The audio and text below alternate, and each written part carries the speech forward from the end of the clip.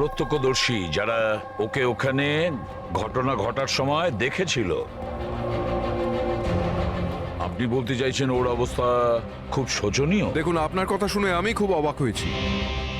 নীলম সেই অবস্থাতেই নেই যে কোনো মুভমেন্ট করতে পারে। ও নিজের ইচ্ছায় একটা আঙুলও নাড়াতে পারবে না। হ্যাঁ, এটা ঠিক যে ও আমাদের দেখতে পারে, আমাদের শুনতে পারে, আমাদের বুঝতে পারে, কিন্তু এর থেকে বেশি কিছু নয়। ও যে কিছুটা করতে পারছে সেটা আমাদের দেওয়া স্টিমুলেশনের জন্য। মানে আমরা কন্টিনিউয়াসলি ওর ব্রেন ম্যাপিং করছি, ওর মস্তিষ্কের অবস্থার প্রোগ্রেস দেখার জন্য। এটা জানার জন্য যে নীলমের শোনার, দেখার, শোয়ার আর স্পর্শ অনুভব করার কতটা ক্ষমতা আছে, যাতে ওর রিকভারি তাড়াতাড়ি হতে পারে। কিন্তু নীলম শুধু মিউজিক আর ফ্রেগ্রেন্স, তার মানে সুগন্ধতে রিয়্যাক্ট করছে, কারণ ওর মস্তিষ্ক এইসব জিনিসে রেসপন্ড করে। নীলম এই মুহূর্তে একটা প্রাণহীন ফার্নিচারের মতো। ও এখান থেকে নড়তেই পারবে না, কারণ মার্ডার কি করে করবে? বিক্রম নীলমকে দেখেছিল আর ওর পিছু নিয়েছিল। রে, সিদ্ধার্থ আর তাশিয়া, মনিকাও দেখেছিল। এতজন দেখেছে, সবার ভুল হতে পারে, এটা কি করে সম্ভব? কিন্তু নীলমের এই অবস্থা তো আমরা দেখছি স্যার। দেখুন ডক্টর, আপনাদের হসপিটালের গেট থেকে শুরু করে এই পুরো হসপিটালের সিসিটিভি ফুটেজ আমি দেখতে চাই। সরি স্যার, গত সপ্তাহেই সিসিটিভি ক্যামেরা খারাপ হয়ে গেছে। কোনো ফুটেজ তো নেই আমাদের কাছে। এখন ডক্টর, একটা কথা মনে রাখবেন যে যদি এটা প্রমাণ হয় যে নীলামি ক্রাইম সিনে ছিল, তাহলে আপনার লাইসেন্স ক্যান্সেল হতে পারে।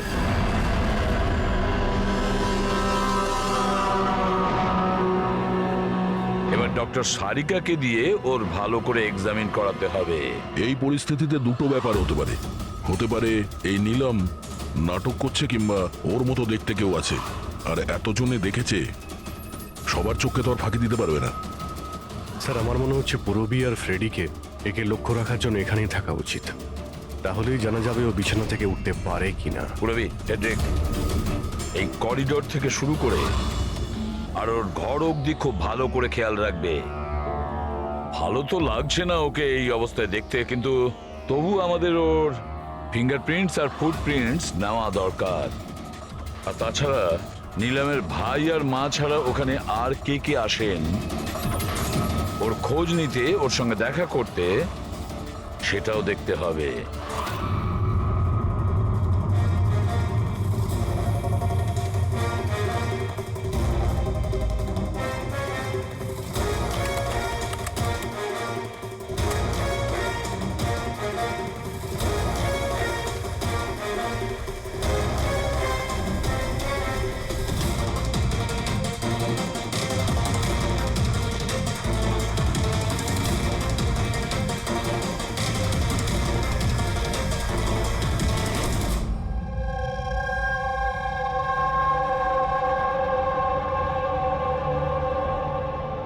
আপনারা সবাই তো নীলামের প্রতিবেশী, তাহলে আপনারা তো অবশ্যই জানবেন যে নীলামের কি কোনো যমজ বোন আছে? না স্যার। আচ্ছা, কোনো কোনো কাজিন বা ফ্রেন্ড যাকে নীলামের মতোই দেখতে? স্যার, নীলমকে আমরা ছোট থেকে দেখছি, অনেক বছর ধরে চিনি ওদের পরিবারকে। নীলমের কোনো বোন নেই, শুধু একটা ভাই আছে। আচ্ছা আচ্ছা রাজু, তুমি তো অনেক বছর ধরে এখানে কাজ করছো, তুমি নিশ্চয়ই জানবে। স্যার, নীলম দিদির আত্মীয়দের দেখেছি আমি, ওনার বন্ধুদেরকে আমি চিনি, কিন্তু স্যার এমন কেউ নেই যাকে নীলম দিদির মতো দেখতে।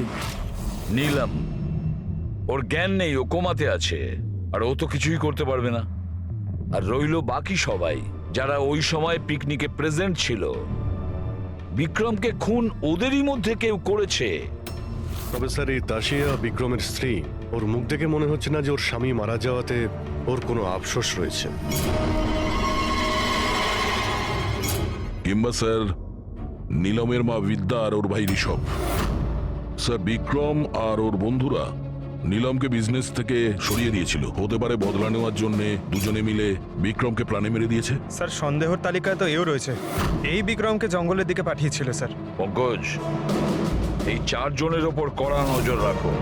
দেখো গত 48 ঘন্টায় কি করছিল, কোথায় কোথায় গিয়েছিল। স্যার, স্যার আমার একটা ব্যাপার একদম ভালো লাগেনি। কি ভালো লাগছে না ভাই? স্যার, আমি নিজে ওই মেয়েটাকে এক্সামিন করে আসছি, বেচারি নিজের হাতটাও নাড়াতে পারে না, আর আমরা ওর ফুটপ্রিন্টস আর ফিঙ্গারপ্রিন্টস খুনির সাথে ম্যাচ করাচ্ছি। দিস ইজ সারিকা, একটা কথা তুমি খুব ভালো করে মনে রাখবে। তুমি এতদিন ধরে সিআইডি তে কাজ করছো। সিআইডির কাজে কোনো ইমোশনের জায়গা নেই। এখানে সবাইকে সন্দেহ করতে হয়। মনে রেখো, ওই মেয়েটাকে 5 জন লোক ওখানে দেখেছে, বুঝলে? ইমোশনের কি আছে? এক কাজ করো, এই সব ফিঙ্গারপ্রিন্টস যেগুলো পূরবী আমাদের এনে দিয়েছে, আর এই দড়ি থেকে, কুড়ুল থেকে যে ফিঙ্গারপ্রিন্টস আমরা পেয়েছি, ওগুলো আমি সেভ করেছি। একটু ম্যাচ করে দেখো যদি কিছু পাওয়া যায়।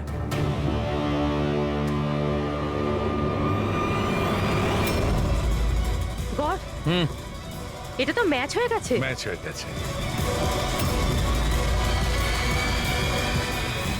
হসপিটালের যে ভিজিটার্স বুক আছে সেই হিসাবে কোনো একজন ডক্টর রজত আছে যে গত 2 সপ্তাহ ধরে এই নিলামের সঙ্গে দেখা করতে আসছে। ডক্টর রজত? আচ্ছা, উনি কি সেই যিনি অ্যাস্ট্রোফিজিক্স আর প্যারানর্মাল সায়েন্স নিয়ে কাজ করছেন? হ্যাঁ শালুকে বলো। কি নিলাম ক্রাইম সিনে গিয়েছিল? নিলাম হাঁটতে পারে? ডক্টর রজত, নিলাম তো চলাফেরা করতে পারে, কারণ ক্রাইম সিনে আমরা যে ফুটপ্রিন্ট আর ফিঙ্গারপ্রিন্ট পেয়েছি সেটা তো ওর সঙ্গে ম্যাচ করে গেছে। তাহলে এই পুরো বিষয়ে আপনার কি রোল? দেখুন, আমি আপনাদের কথা অস্বীকার করছি না। হসপিটালের বেড থেকে নিলাম উঠতে পারে। হ্যাঁ, ওর ফিঙ্গারপ্রিন্টস আর ফুটপ্রিন্টস অ্যাস্ট্রাল পজিশনের সাথে মিলবে কি মিলবে না, that I am not sure. Excuse me, কি বললেন আপনি? Astral, what is that mean? এক মিনিট। Astral projection? Are you joking? আমার সঙ্গে মজা করছেন না তো? নীলমের ভাই ঋষভকে আমি বলেছিলাম একটা বিশেষ মিউজিক চালানোর জন্য আর নীলমের পাশে ফুল রাখার জন্য। এই কাজটা ওর মস্তিষ্কে প্রভাব ফেলবে, ওটা তাড়াতাড়ি কাজ করতে থাকবে আর নীলম তাড়াতাড়ি সুস্থ হয়ে যাবে। এখন বুঝতে পারছি যে নীলমের মস্তিষ্ক খুব বেশি পাওয়ারফুল হয়ে গেছে, এতটা যে ও নিজেকে অন্য কোথাও প্রজেক্ট করতে পারে। ও নীলম নয়, ওর অ্যাস্ট্রাল প্রজেকশন। এক মিনিট, আপনি বলছেন যে ওর প্রজেকশন অন্য জায়গায় করতে পারবে? এটা কিভাবে সম্ভব? দেখুন, অ্যাস্ট্রাল প্রজেকশনকে যদি খুব সাধারণভাবে আপনাকে বোঝাই তাহলে সেটা এইভাবে। দেখুন, যেমন মরার পরে মানুষের আত্মা তার শরীর থেকে আলাদা হয়ে যায়, ঠিক একই রকম জীবিত মানুষের চেতনাকেও ফিজিক্যালি বাইরে বের করা সম্ভব। আর যেমন আমি বুঝি যে নীলমের কেসেও এরকমই কিছু হয়েছে। দেখুন ডক্টর রজত, সায়েন্সে এমন কোনো প্রমাণ নেই যাতে এই কথাটা কনফার্ম হতে পারে যে শরীর থেকে আত্মাটাকে বাইরে বার করা যায়। আর আপনার থিওরি অনুযায়ী একটা 40-45 কিলো ওজনের একটা মেয়ে যে কোমায় রয়েছে, সে একজন 85 কিলো ওজনের একটা লোককে দড়িতে ঝুলিয়ে দিয়েছে। তার মানে আপনারা আমার কথা বিশ্বাস করছেন? তাহলে আপনারাই বলুন, এক হাত পায়ে অক্ষম মেয়ে যে হাসপাতালের বেডে পড়ে আছে, সে একই সময় দুটো আলাদা আলাদা জায়গায় কিভাবে থাকতে পারে? থ্যাংক ইউ ভেরি মাচ, সেটা আমরা খোঁজ নিয়ে নিচ্ছি।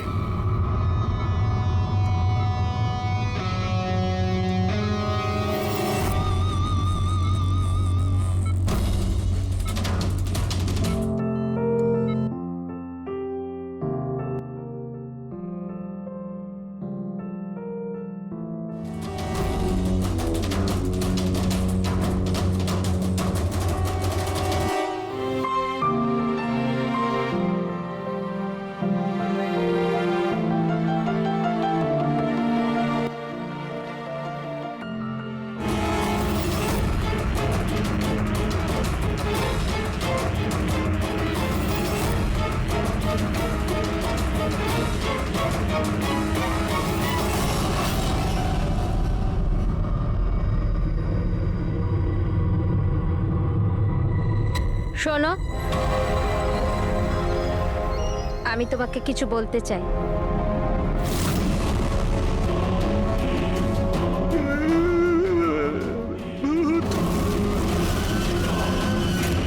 আরে, এই মাত্র তো ছিল।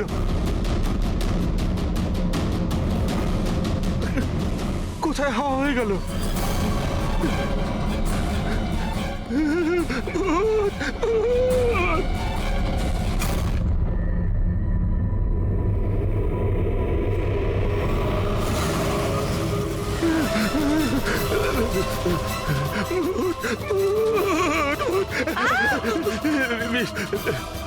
ওখানে ভূত। কোথায়? পুরবি, আমি ওকে নিজের চোখে দেখেছি, ওখানে দাঁড়িয়ে ছিল। ও হঠাৎ করে উধাও হয়ে গেল। কিন্তু নিলাম তো এখানেই ছিল, এখান থেকে ওঠেও নি। এই নিলাম একই সময় দু জায়গাতে?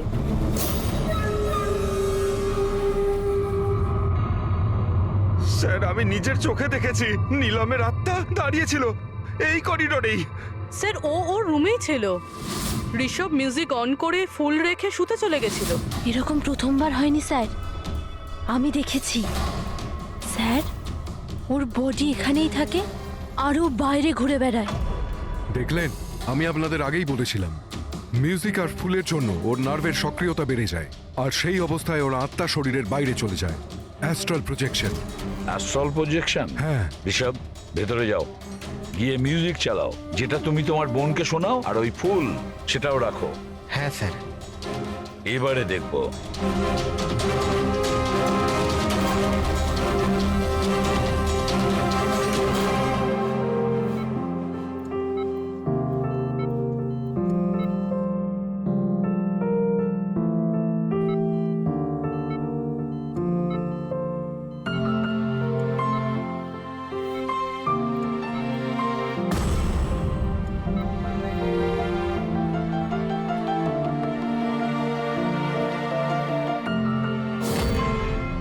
দেখুন, শরীরে সক্রিয়তা বাড়ছে।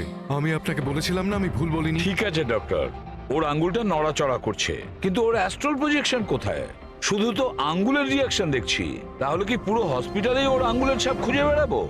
যদি ওর আত্মা ওর শরীর থেকে বেরিয়ে অন্য কোথাও যায়, তাহলে ওর ফুটপ্রিন্ট আর ফিঙ্গারপ্রিন্টও সাথে নিয়ে যায়, তাই না? দেখুন, আপনাকে বুঝতে হবে, নীলমের আত্মা আপনার অর্ডারে তার শরীর ছেড়ে বাইরে আসবে না। এটা নিজে থেকেই স্বেচ্ছায় আসবে। ও প্লিজ ডক্টর, আপনার এই সায়েন্সের কথাবার্তা আমাদের মাথাতেই ঢুকছে না। এই কেসটা আমরা সলভ করব, বুঝেছেন? আপনারা আমার কথাকে বিশ্বাস করুন। এক্সকিউজ মি, আসুন। দেখুন, দেখুন নিলামকে। ওর অবস্থা দেখে আপনাদের মনে হচ্ছে যে হসপিটাল থেকে বাইরে বেরিয়ে ও কাউকে মার্ডার করতে পারে? হ্যাঁ স্যার, আমরা প্রত্যেকে ওকে দেখেছিলাম। ওটা নীলমই ছিল, আর আমাদের কোনো ভুল হয়নি স্যার। 1 মাস হয়েছে তোর অ্যাক্সিডেন্টের। এটা হতেই পারে যে অভিনয় করছে, হাঁটাচলা করতে পারে। সিদ্ধার্থ, ও সত্যি বেড থেকে নড়াচড়া করার অবস্থায় নেই। তাহলে ওটা কে ছিল যাকে আমরা ওখানে দেখেছিলাম? ওই দেখো নিলাম। স্যার, আমি বলেছিলাম না নীলমের আত্মা ওর শরীর থেকে। Thank you very much. আপনি আমার ওদিকে গিয়ে বসুন। আপনারাও প্লিজ ওদিকটা গিয়ে বসুন, প্লিজ ওই দিকটা গিয়ে বসুন। স্যার, এর আঙুল আর পায়ের ছাপ ম্যাচ কিভাবে হতে পারে? হতে পারে যদি কেউ নিলামের ফিঙ্গারপ্রিন্টস আর পায়ের ছাপ ক্রাইম সিনে ছেড়ে আসে তবে। কি হলো স্যার? একটা কথা আমার মাথায় ঘুরছে। বিক্রমের মৃত্যুর পরে তোমাদের মনে আছে বিক্রমের বন্ধুরা কি বলেছিল? স্যার, নীলম আমাদের প্রত্যেকেরই কমন ফ্রেন্ড, আর 2 মাস ধরে তো নীলমের সাথে আমাদের কোনো যোগাযোগই ছিল না। সিদ্ধার্থ, এই সিদ্ধার্থ কি করে জানলো যে নিলামের অ্যাক্সিডেন্ট 1 মাস আগে হয়েছিল? 1 মাস হয়েছে তোর অ্যাক্সিডেন্টের, হাঁটাচলা করতে পারে। এটা হতেই পারে যে অভিনয় করছে। সিদ্ধার্থ, রে, তাশিয়া, মনিকা আর ভূমি, এদের সবাইকে বিউরোতে নিয়ে এসো। Siddharth, Siddharth, yes sir. নীলমের সঙ্গে শেষ কবে দেখা হয়েছিল? স্যার, আমি তো বলেইছিলাম, প্রায় 2 মাস আগে। আসলে হয়েছে কি, একটু ভুলে যাই, বয়স হয়েছে তো। 2 মাসের মধ্যে যখন দেখা হয়নি, তাহলে নিলামের অ্যাক্সিডেন্টের ব্যাপারে তুমি কিভাবে জানলে? স্যার, ঠিকঠাক তো মনে নেই, কিন্তু কথায় কথায় বিক্রমই বলেছিল আমাকে। তোমরা বিজনেস পার্টনার ছিলে, তাই ও মারা যাওয়াতে সব থেকে বেশি লাভ তো তোমাদেরই হয়েছে। স্যার বিজনেস পার্টনার ছিলাম, খুনি নয়। আর ও বন্ধু ছিল আমাদের, ওর ব্যাপারে আমরা এসব ভাবতেই পারি না। যদি লাভের কথা বলেন তো বিক্রমের মৃত্যুর লাভ তো সবচেয়ে বেশি ওর ওয়াইফ তাসিয়ারই হয়েছে। বিক্রমের মৃত্যুর পর আপনার প্রতি হওয়া অত্যাচার কমে গেল, এটা ছাড়া আর কোনো সুবিধা পেয়েছেন আপনি? হ্যাঁ, বিক্রম চলে যাবার পর আমার আর ভয় লাগে না, আর আমি বেশ ভালোই আছি। কিন্তু আমি বিক্রমকে মারিনি। নীলমকে চেনেন আপনি? আমি নীলমকে একদমই চিনি না। 25শে জুলাই যেদিন নিলামের অ্যাক্সিডেন্ট হয় সেই সময় তোমরা কোথায় ছিলে? স্টার ক্লাব, বিকেসি, তারপর আমরা এয়ারপোর্ট গেছিলাম স্যার। সিদ্ধার্থ, তোমার স্মৃতিশক্তির প্রশংসাই করতে হয়। স্যার মনে তো থাকবেই, ওয়ার্ল্ড ট্যুরের জন্য টিকিট আমি তো বুক করেছিলাম। ট্রাভেল এজেন্ট কে ছিল? সাইমা ট্রাভেলস। যেই বাংলোতে আপনি ছুটি কাটাতে গিয়েছিলেন, ওখানে যাওয়ার আগে আপনি ওখানে 2-3 বার গিয়েছিলেন। কি করতে গিয়েছিলেন? আমি এটাই দেখতে গিয়েছিলাম যে ওখানে কেমন সব ব্যবস্থা, ওটাই দেখাচ্ছিল।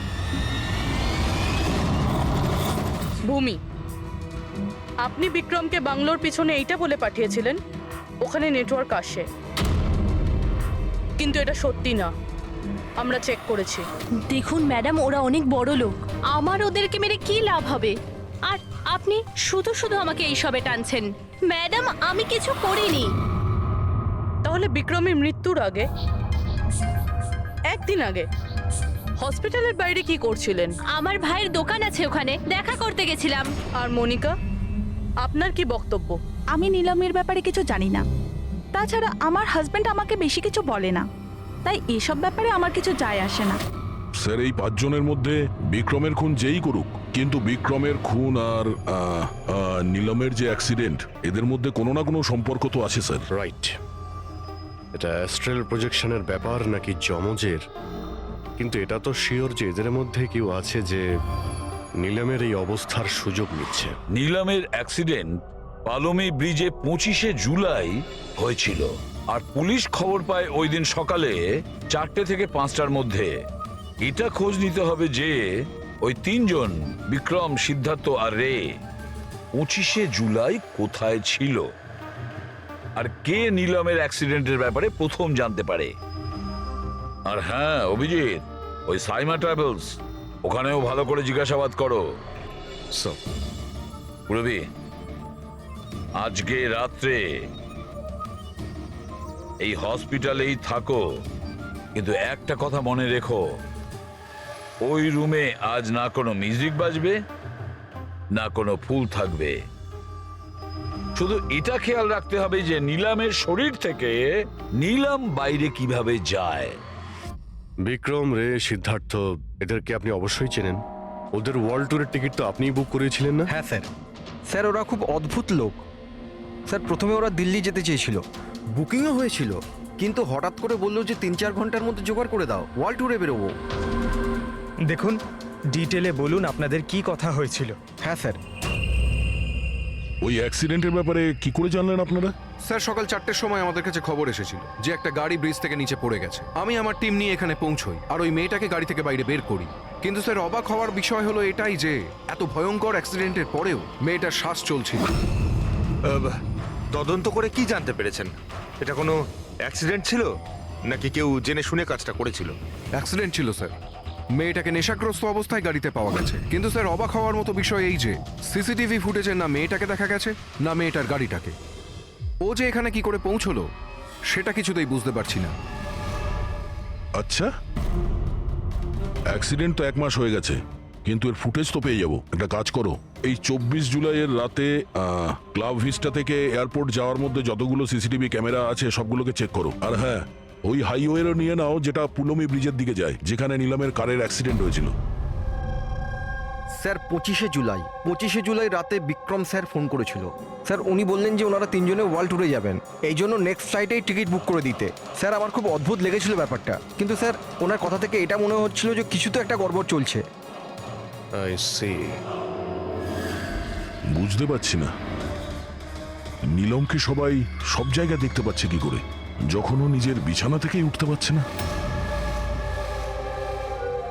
হ্যাঁ স্যার, আমি এখানেই আছি, আর নীলমও আমার চোখের সামনে আছে, ওইভাবে বিছানায় শুয়ে। আর এই নীলমের মতন দেখতে মেয়েটাকেও দেখতে পাইনি, সবকিছু নর্মাল। কামন ইয়ার মনিকা, তোমার কি মনে হয় বিক্রমের মৃত্যুর পর নীলম আমাকে আর রেকে মেরে দেবে? আরে রিল্যাক্স ইয়ার, রে আমার সাথেই আছে, কিচ্ছু হবে না, আমরা বাড়িতেই আসছি।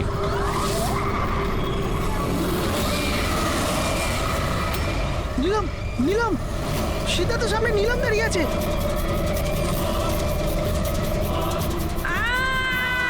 আরে ব্রেকটা মার, ব্রেকটা মার, ব্রেকটা মার।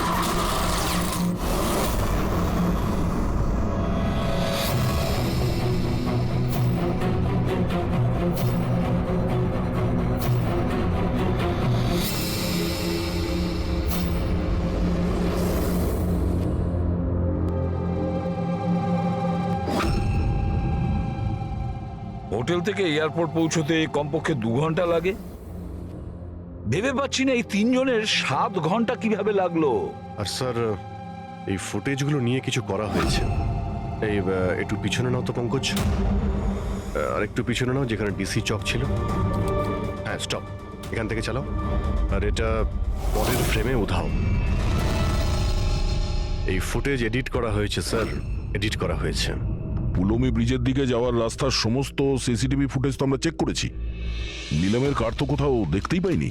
আর যদি নীলম এই রাস্তা দিয়ে না যায়, তাহলে ওর গাড়ি ওখানে ওই পুলমি ব্রিজের নিচে কি করে গেল? স্যার, মনে হচ্ছে নীলামের সঙ্গে ওখানেই কিছু হয়েছিল, যেখান থেকে ফুটেজে গাড়িটা উধাও হয়েছে। পুলিশের রিপোর্ট অনুযায়ী নীলামের অ্যাক্সিডেন্ট হয়েছিল 25 তারিখ সকালে 4টে থেকে 5টার মধ্যে, মানে অ্যাক্সিডেন্টটা 24 তারিখ রাত্রে হয়েছিল। যে ট্রাফিক পুলিশ ওই সময় ডিউটিতে ছিল আর সার্ভিলেন্স কপস ডিউটিতে ছিল, ওদের সাথে কথা বলতে হবে। Hello, what? এখন কোথায়? ওকে, ঠিক আছে, আমরা আসছি। স্যার, এই সিদ্ধার্থ আর রের গাড়ির অ্যাক্সিডেন্ট হয়েছে। কি? ওরা এখন ব্লু হেলথ কেয়ার হসপিটালে রয়েছে। ঠিক হয়ে যাবে। দেখুন, জানি না। আমরা আমাদের তরফে সম্পূর্ণ চেষ্টা করেছি, কিন্তু এখন পেশেন্টকে বাঁচানো খুব মুশকিল।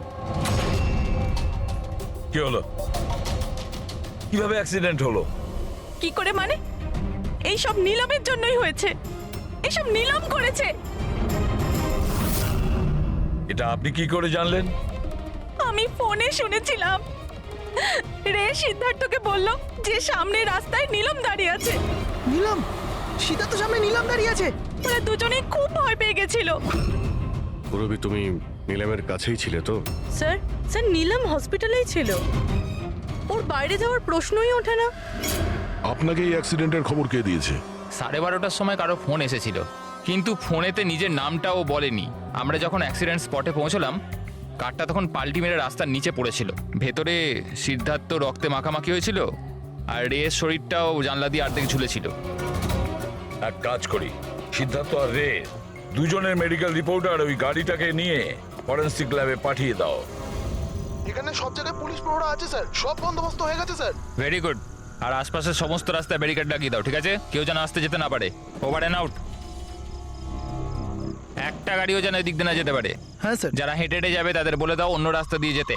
কাল সকালবেলা এখান দিয়ে ভিআইপির একটা বড় কনভয়ে যাবে, আর ভেতর থেকে আমরা খবর পেয়েছি যে ওই কনভয়ের মধ্যে একটা গন্ডগোল হতে চলেছে। কারোর ওপর যদি একটুও সন্দেহ হয়, সঙ্গে সঙ্গে আমাকে জানাবে। সব সিসিটিভি ক্যামেরা জাজ হয়ে গেছে, সব ঠিকঠাক কাজ করছে। গুড।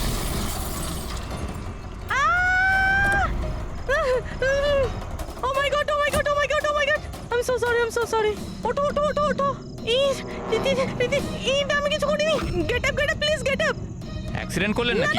না, আমি কিছু করিনি। He came in front of my car. এভাবে কেউ গাড়ি চালায় নাকি? স্যার, এ তো মরে গেছে। মরে গেছে? না, আমি কিছু করিনি। আরে ম্যাডাম, এই সিসিটিভি ক্যামেরাতে সবকিছু রেকর্ড হয়ে গেছে। এটা চালু আছে? হ্যাঁ, চলে এগুলো। এটা কেন চলে? অ্যারেস্ট করো ওনাকে। লিসেন। অ্যাকচুয়ালি আমার হাজবেন্ড যে আছে, he is a very very rich man. টাকার কোনো অভাবই নেই ওনার। তো যদি আপনারা চান তো তো এই ফুটেজটা ডিলিট করা যায় না? এক মিনিট। Get up, get up, get up, save some money, get up, please, please, get up, please. Madam, 10 lakh. 10 lakh? CCTV ফুটেজও গায়েব হয়ে যাবে, তার সাথে সব প্রমাণও। আরে এটার থেকে বাঁচতে গেলে এটুকু টাকা তো দিতেই হবে ম্যাডাম। শুধু টাকা নিলেই হবে না, আরো অনেক কিছু নিতে হবে তোমাদের।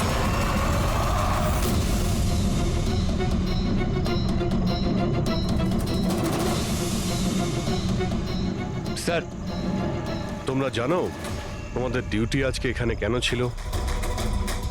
কারণ আমরা জানতে চেয়েছিলাম যে 24শে জুলাই রাত এখানে কার ডিউটি ছিল আর কে টাকা নিয়ে অপরাধীদের ছেড়ে দিয়েছিল। তোমার মতো লোকের পুলিশে থাকার কোনো অধিকার নেই। এবার পরিষ্কার করে বলো, সেই রাতে কি হয়েছিল? তাহলে তোমরাই কি ওই সার্ভেলেন্সের ফিল্মটা এডিট করেছিলে?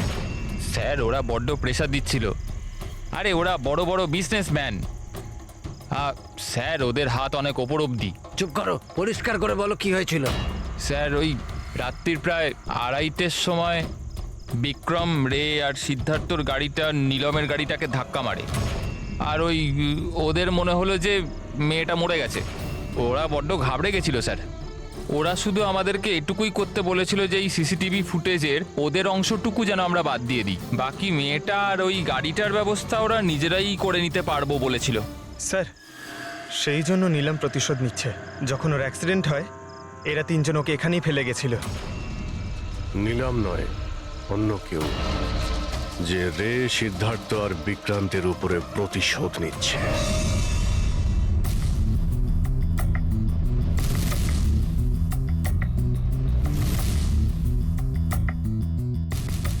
অভিজিৎ, নীলমের শরীর থেকে তার বাইরে যাওয়া পসিবল নয়। অ্যাস্ট্রাল প্রজেকশন, সেটা তো আমরা ধরছিই না। আর পুরবী তো দেখেছে, পুরবী ওখানে ছিল, আর ও তো বলছিল যে নীলম ওখান থেকে নড়েইনি। তাহলে বুঝে উঠতে পারছি না যে সিদ্ধার্থ আর রে এরা দুজনে নীলমকে রাস্তায় কিভাবে দেখলো।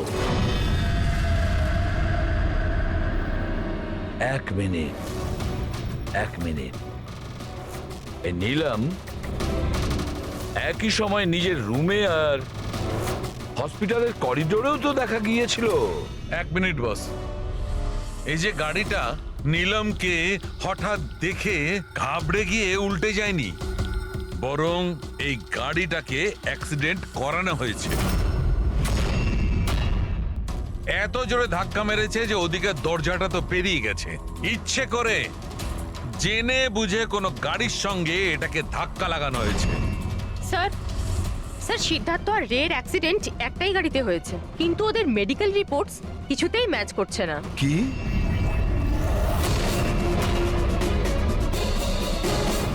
হ্যাঁ বস,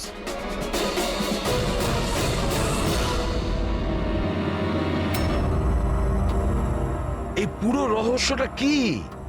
এটা কি বলতে চাইছে?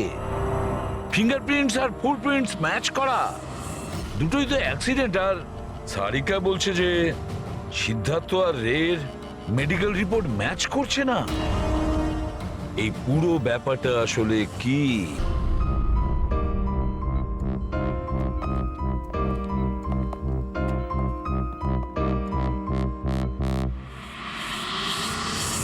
যে বিক্রমকে খুন করেছে আর সিদ্ধার্থ আর রের এই অবস্থা করেছে, এই সব কাজ নীলামের নয়, অন্য কারোর।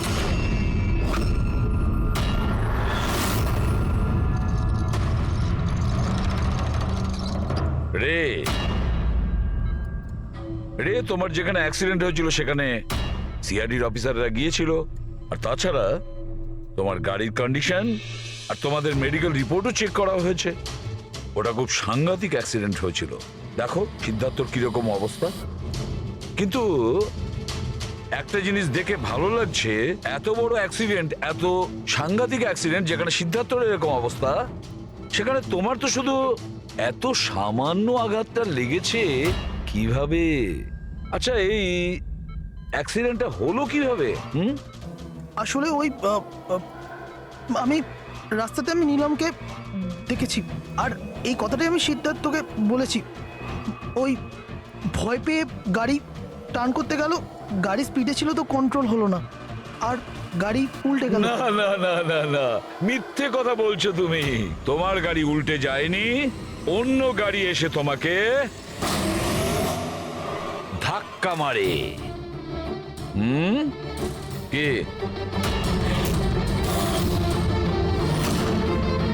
হ্যাঁ স্যার, সিদ্ধার্থকে মারার প্ল্যান আমিই করেছিলাম, আর এতে ভূমি আমাকে সাহায্য করেছিল।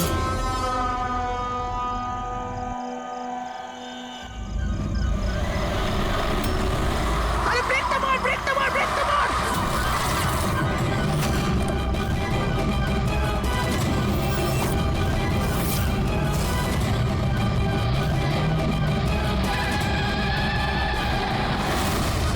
তাহলে ভূমিকে আমরা ভুল সন্দেহ করিনি।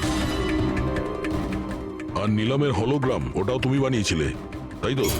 এই নিলাম একই সময় নিজের রুমে আর হসপিটালের করিডোরেও তো দেখা গিয়েছিল।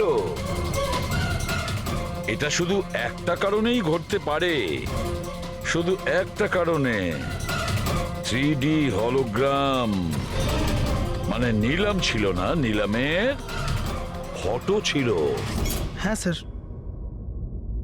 ওই হলোগ্রাম আমি বানিয়েছিলাম, কিন্তু নীলমকে এই অবস্থায় পৌঁছানোর দায়ী আমি নই স্যার।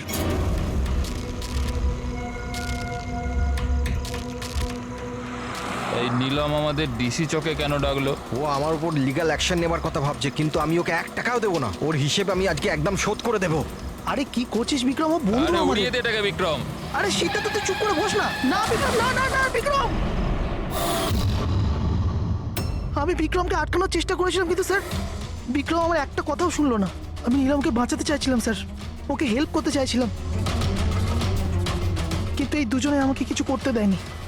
ও আমাদের বন্ধু ছিল স্যার, কিন্তু আমিও টাকার লোভে পড়ে গিয়ে সিদ্ধার্থ আর বিক্রমের সাথে মিলে নীলমের সাথে বেইমানি করলাম স্যার। ওকে বিজনেস থেকে বের করে দিলাম, আর ওকে মরার জন্য ছেড়ে দিয়ে আমরা 3 জন ওয়ার্ল্ড ট্যুরে চলে গেছিলাম।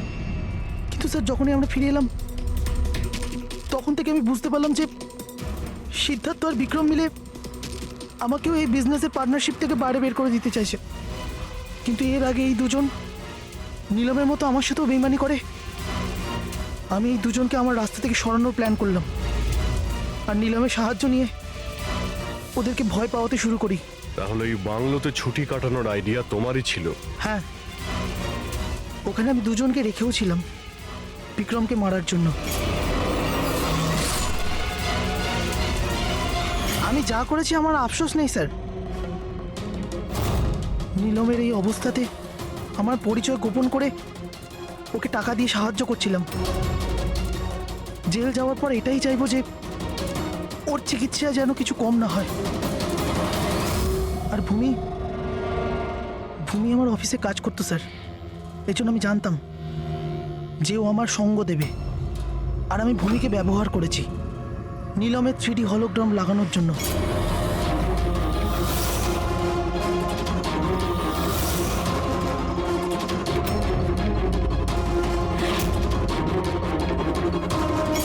তুমি আর ভূমি যা করেছো সেটা অন্যায়। আইন তোমাদের কোনোদিন ক্ষমা করবে না, কঠোরতম শাস্তি হবে তোমাদের। খাবার কি তৈরি হবে না আজ? হ্যাঁ ব্যাস 5 মিনিট, অলমোস্ট ডান, রেডি হচ্ছে, ব্যাস হয়ে গেছে। Vikram come on. আমি সিদ্ধার্থকে অনেকবার জিজ্ঞাসা করলাম যে তুমি হঠাৎ রে আর বিক্রমের সাথে 2 হপ্তার জন্য ছুটিতে কেন গেছিলে, কিন্তু ও বলেছিল যে বিজনেসের ব্যাপার। আমার বিশ্বাস হচ্ছে না একটু। তা আশা, তুই বিক্রমকে জিজ্ঞাসা করেছিস? হ্যাঁ জিজ্ঞাসা করেছিলাম, তার এই উত্তর দিল। ও তোকে আবার মেরেছে? তাশা, তোর এটা মনে হচ্ছে না যে বিক্রম মরে গেলে ভালো হয়?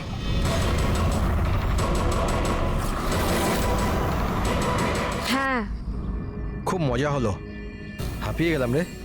জায়গাটা হেভি ভাই, শহর থেকে অনেকটা দূরে, বেশ ফ্রেশ খুবই লাগছে। রিফ্রেশিং লাগছে, মাঝে মাঝে আসতে হবে। ঠিক বলেছিস ভাই। গুড জব ভূমি, অ্যারেঞ্জমেন্ট দারুণ হয়েছে। Thank you sir. Hello hello, এখানে নেটওয়ার্ক আসে না নাকি? স্যার এখানে নেটওয়ার্ক একটু উইক আছে, আপনাকে ওইদিকে জঙ্গলের দিকে যেতে হবে। হ্যালো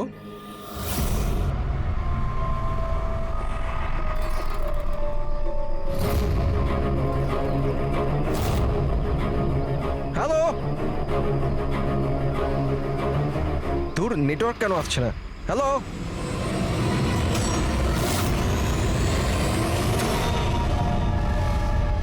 নীলম, তুমি? নীলম? নীলম, নীলম,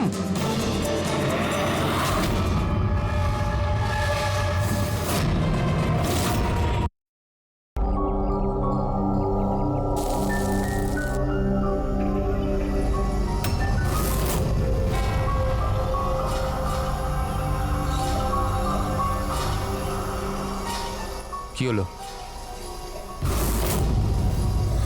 বুঝলি সিদ্ধার্থ, এটা ভেবে অবাক লাগছে যে এতক্ষণ সময় হয়ে গেল আর কেউ আমাদের ওই ব্যাপারে কিচ্ছু জিজ্ঞেস করলো না।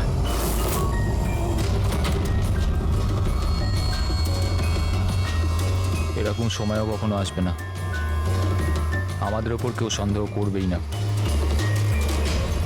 তাশিয়া,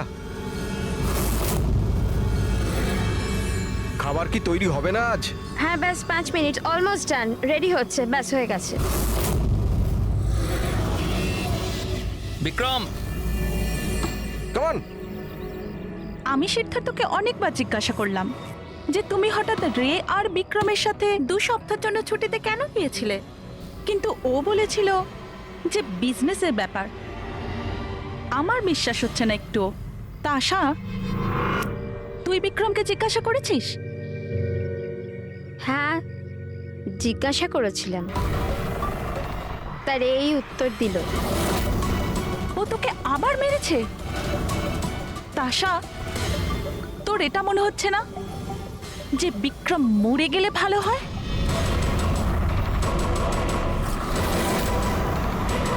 হ্যাঁ খুব মজা হলো, হাঁপিয়ে গেলাম রে। জায়গাটা হেভি ভাই, শহর থেকে অনেকটা দূরে, বেশ ফ্রেশ খুবই লাগছে। রিফ্রেশিং লাগছে, মাঝে মাঝে আসতে হবে। ঠিক বলেছিস ভাই। গুড জব ভূমি, অ্যারেঞ্জমেন্ট দারুণ হয়েছে। Thank you sir. Hello hello, এখানে নেটওয়ার্ক আসে না নাকি? স্যার এখানে নেটওয়ার্ক একটু উইক আছে, আপনাকে ওইদিকে জঙ্গলের দিকে যেতে হবে। হ্যালো